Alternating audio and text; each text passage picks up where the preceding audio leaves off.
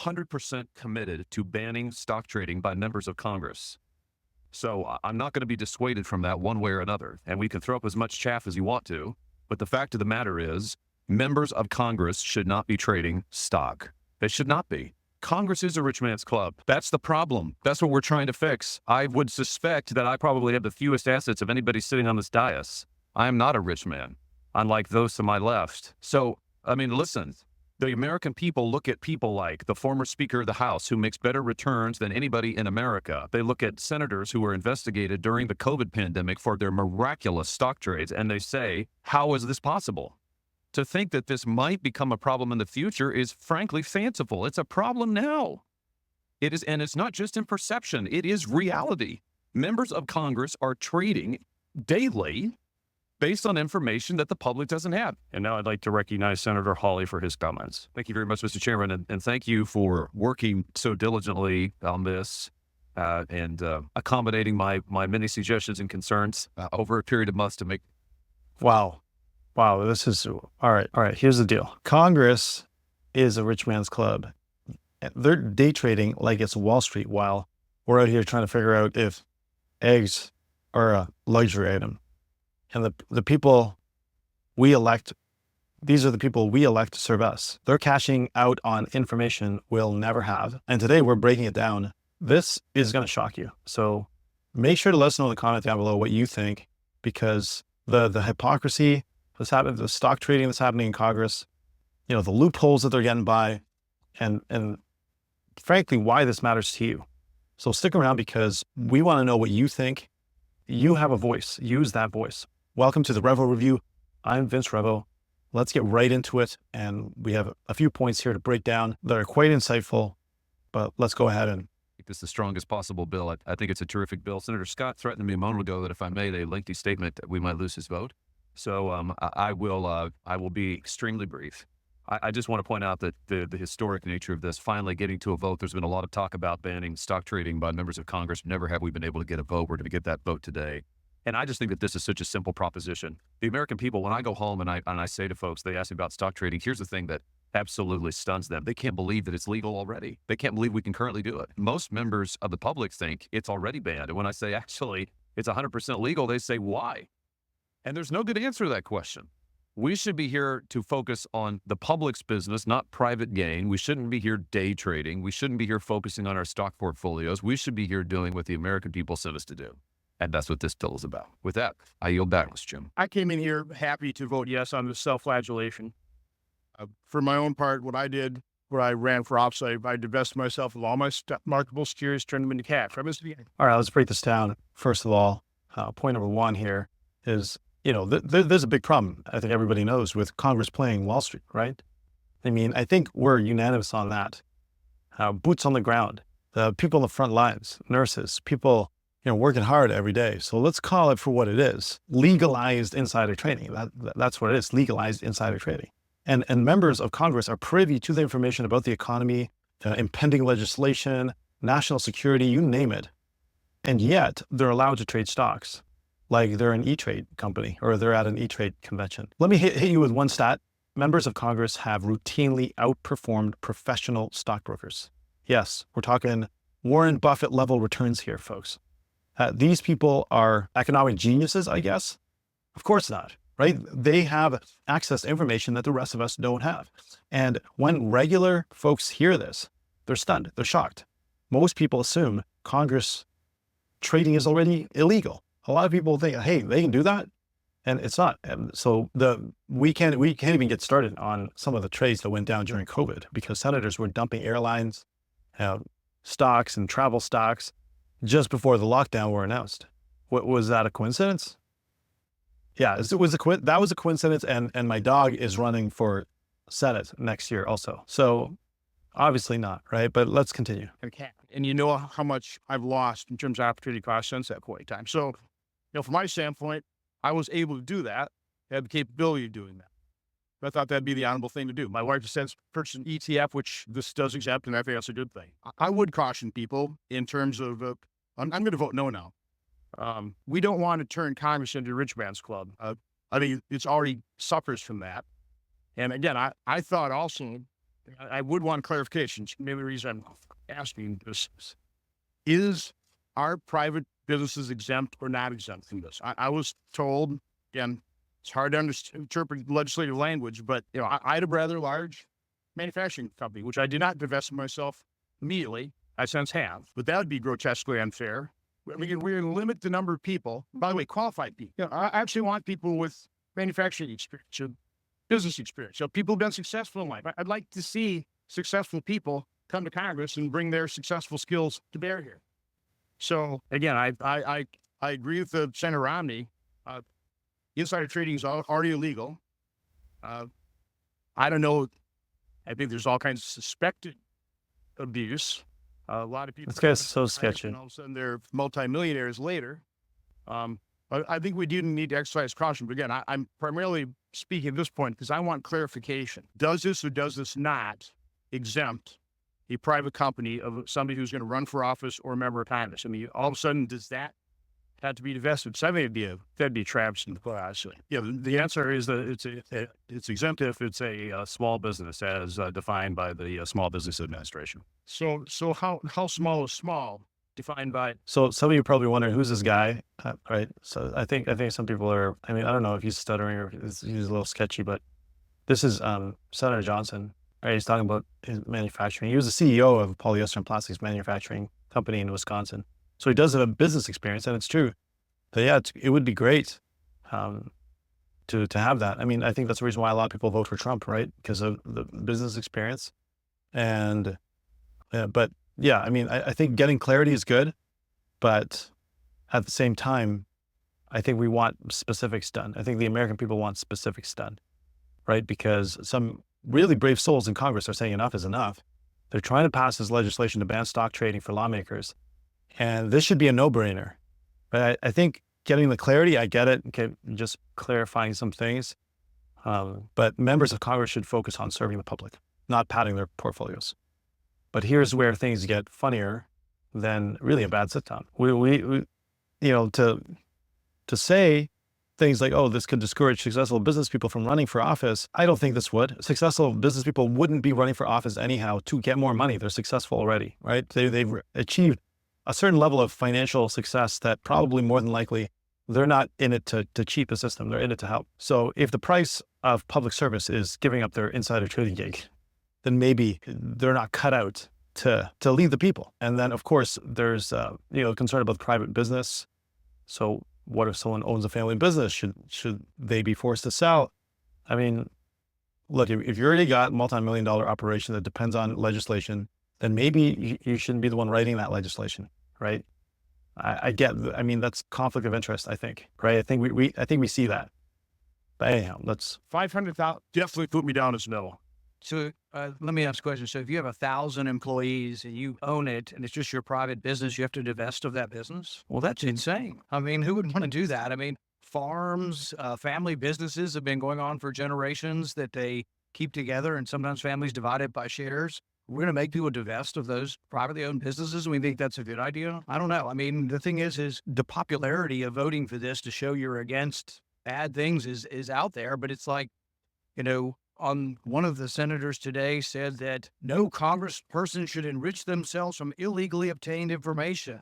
That's not what this bill's about. This isn't about illegal information. This is about owning stock. This means you're criminalizing everybody who wants to own stock. There's potentially a 27th Amendment violation in this too, with taking people's salary. That's being adjudicated before the courts currently. But to vote against this sounds like, oh gosh, you're for corruption. Nobody's for corruption. There are laws we passed, and I voted for the Stock Act a couple of years ago, and the Stock Act helped to ban or further ban what was already illegal. It has always been illegal to do insider trading for anyone in Congress or otherwise. With the Stock Act, I understand it is, we reaffirmed that, but I do fear that we're doing this, and I'm torn between what will the perception of how this vote will be, and actually the how badly the bill is written of what it will do. And did any of the authors of the bill have a comment on whether this would require President Trump to divest? Senator Hawley, do you know what the answer to that is? Okay, let's quickly address this here. So with this bill, Congress is trying to write in more loopholes. I think it's trying to. This might have more loopholes than Swiss cheese. Like, okay, you can't have individual stocks, but you can have ETFs and mutual funds, which I'm trying to work this out as well, because obviously, okay, you have to sell everything just to serve the American people. And I think that's not what the people want, right? I think we just want to get rid of insider trading. So, I mean, an ETF technically can be heavily invested in one of the, like, let's say Apple or Amazon or Microsoft. So technically lawmakers can still profit off the policies they're crafting. But I don't know, is it like banning candy, but letting kids eat the cake, so to speak?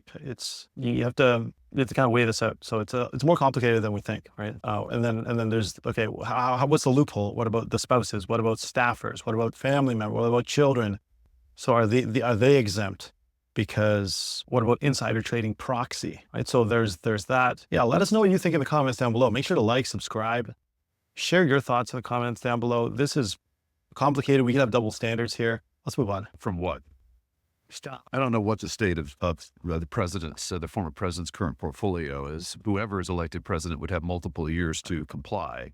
But I do know there's always an excuse for why we can't do a stock trade bill. I've heard this for years. And now we're being told, oh, this was drafted hastily. That's just simply false. I mean, we've worked on this for literally years. So I would just welcome those who now suddenly have concerns. Where have you been for the last few years? And listen, I'm happy to work with you as this moves to the floor. We can always do a substitute amendment. That's fine. But I am 100% committed to banning stock trading by members of Congress. So I'm not going to be dissuaded from that one way or another. And we can throw up as much chaff as you want to. But the fact of the matter is, members of Congress should not be trading stock. They should not be. And I know that there are those on this panel who have never supported and are never going to support a stock trade ban. And that's completely fine. That's your prerogative. But let's not pretend that this is about anything other than that. That's what this is about. But what about banning of owning of your business? I got a family, I don't, but let's say I have a family business and it's got 1,000 employees and I own it. I have to divest in that. You think that's a good part of your bill? Is that the current, Mr. Chairman? Listen, I'm happy to work with anybody who has concerns on substance, who would actually like to get to a result on this and thinks it will improve it on the floor. I'm delighted to work with you on that. Could I make a suggestion for you, Salvis? Don't force divestiture. You run for office, you have a stock portfolio, that's it. Now you can't trade it. Okay, you can't buy more stocks and trade stocks. So you want you can hold on to your stocks. You can always divest. Okay, you can always buy an ETF. Don't force people to sell their business. Don't force them to sell stocks they already hold. Don't force divestiture. Once you're here, you can't be buying and selling. Again, I don't do it. I did divest. I turned it all to cash. That's how I handled myself. I don't want to force what I did and everybody else though. Not everybody's in my position. I don't want to turn Congress into rich man's club. And by the way, I certainly don't want to impose a self-flagellation on other branches of government. We can do this to ourselves. I don't think we should do it to the executive branch or the judicial branch. Congress is a rich man's club. That's the problem. That's what we're trying to fix. I would suspect that I probably have the fewest assets of anybody sitting on this dais. I'm not a rich man, unlike those to my left. So, I mean, listen, the American people look at people like the former Speaker of the House, who makes better returns than anybody in America. They look at senators who were investigated during the COVID pandemic for their miraculous stock trades, and they say, how is this possible? To think that this might become a problem in the future is frankly fanciful. It's a problem now. It is, and it's not just in perception, it is reality. Members of Congress are trading daily based on information that the public doesn't have. And now we've heard the insider trading. I understand that insider trading is banned, but let's be honest. Members of Congress get information that is technically not insider information as defined by the securities laws that is nevertheless extremely beneficial to know. And often we get it earlier than other people do. That's why senators rushed to trade stock at the beginning of the pandemic and were investigated for it. Ultimately couldn't be prosecuted because technically it wasn't a violation of the securities laws. Was it a good idea? No. Should it be happening? I submit that it should not be. So again, I just want to say to anybody who would like to support this bill, but says I have concerns over technical aspects of the drafting, I hear you loud and clear, and I'm happy to work with you on that. Answering your question, former President Trump. Yeah, I get where Senator Johnson's coming from, and especially since he's a successful businessman. You shouldn't force people to sell, right, what they have. So I get it. I totally get that. I think what we're getting to here is trying to get rid of all those loopholes, because Congress is the only place where rules don't apply to the people writing them, right? I mean, if any us regular people, if we traded stocks based on insider information. The SEC would slap cuffs on us so fast, we'd need a GoFundMe for bail. But Congress, none of them were prosecuted during that time because it doesn't classify as insider trading. So this isn't just really about perception, and yeah, Congress is already a rich man's club. I think that's an issue. I think, the average Joe with 9 to 5 and a 401k should be able to run for office. Right now, can they? And I mean, they can technically. Can they win? No, probably not. The system is designed to keep the power in the hands of the wealthy, and allowing that stock trading just makes the rich richer. So this bill could change that perception at least, and it could, we're not here to profit off you, we're here to serve you. But so far, the response has been kind of half-hearted at best. Owns 114 million shares of Trump Media and Technology Group Corp, worth $3.776 billion. He would be required to divest that. That would be at a massive disadvantage for him. Not to mention his other investments. So you have Senator Johnson has proposed, what makes a lot of sense, which is to say, if you have investments, you don't have to sell them to run for office. You can't trade. But I didn't say this bill wasn't drafted quickly or hastily. I said it was drafted poorly. All right. There are a number of things the bill does which ought to be done, which I would support. But causing people that are running for office, including the president of the United States, to have to divest of all their public and private enterprise securities is simply something that's a mistake and would prevent people from running from office, including the person who's the Republican nominee for president. Senator Marshall, recognize for comments, and then Senator Langford, your next. So thank you, Mr. Chairman. Certainly, I acknowledge the issue you all are describing, but I'm still going to support this bill. I think it's important enough that we get it to the next step, and hopefully the process can improve. But I would be impacted by the current legislation and have to divest myself of companies that we own prior to getting here. I agree with you completely, but I think this is so important. We need to move forward. My only wish is that we would have included spouses the moment it impacts us, because that's where it's being abused, is on spouses making some of these trades. When you have hundreds of thousands of the loophole following a spouse's member of Congress through a Twitter feed, obviously there's a problem. So our spouse or kids, with it. Appreciate uncles, everyone's efforts on this, and yes, it's got to be amended going forward. Thank you. Thank you, Senator Langford. Thank you, Mr. Chairman. As a person who's sitting to the left of Senator Hawley, we should put our bank accounts side by side. Harrison's on it as a former youth pastor. I like this. Let me just ask you a couple of questions on this. Senator Marshall, I think committee is the place to be able to hammer this out rather than between committee and floor. Committees are designed to be able to have this kind of conversation to be able to figure it out. And my concern is this gives the perception of members of Congress are no longer trading. Wink, wink, nod, nod, unless it's an ETF, unless it's a mutual fund, unless it's other things. So you can't trade Apple or Microsoft stock, but you could trade QQQ, which has a huge percentage in those, and basically do the same. That's allowed in this bill. And so if we're going to try to give the perception that this is blocking members in Congress from owning or trading stocks, but ignore this other part of the market where they're still able to play in the market in that area, I just think it's just not being consistent for us. If we're going to say we're out of the market, then we're out of the market. If we're not, then let's find a way to manage this. The Stock Act, and we passed that, and I'm one of those that voted for it as well. The Stock Act said it's already illegal to be able to trade stocks with insider information. So I like what Senator Langford is saying as well. And yeah, former youth pastor, this guy served in ministry a long time. And I like what he said, right? Hey, you can check my bank account. And, these are two guys who are really serving the people. They're serving the people. They're with the people. But ultimately, you have to ask yourself, why should I care? Like, why should I care? Well, Congress is corrupt. What else to do? And here's why it matters, because every dollar they make from insider trading is a dollar stolen from the integrity of our system. This isn't just about money. It's about trust. And when lawmakers enrich themselves at our expense, it creates a government that serves the elite, not the people. And if you think that they'll stop at stock trading, think again, because corruption is a slippery slope. And we need leaders that care more about public service than personal gain in their bank accounts. So they can't let go of their portfolios for a few years to serve. What does that have to say about their priorities? And again, I'm not advocating divesting in everything, right? but at least, okay, not trading that while you were serving in Congress. So Trump doesn't need to sell off all of his stocks and, everything that he owns, but at least he's not insider trading during that. So, I don't think Trump is running for president to make another billion, right? He's been there. He's got a throne room, right? I think he's good. So the question is, where do we go from here? Well, it starts with accountability. As citizens, we need to demand better. The Bible says, to whom much is given, much will be required. And our leaders have been given the incredible privilege to govern. It's time we require them to lead with integrity as well. Imagine a government where lawmakers focus on their constituents, not their investments, where the only profit they sought was the welfare of the people. That's not a pipe dream. It's possible, but it starts with holding their feet to the fire. We've got to keep speaking out, pushing for reforms and demanding a higher standard, because this is bigger than politics. It's about preserving the soul of our democracy, of the republic. So stay informed, stay engaged, and keep speaking up.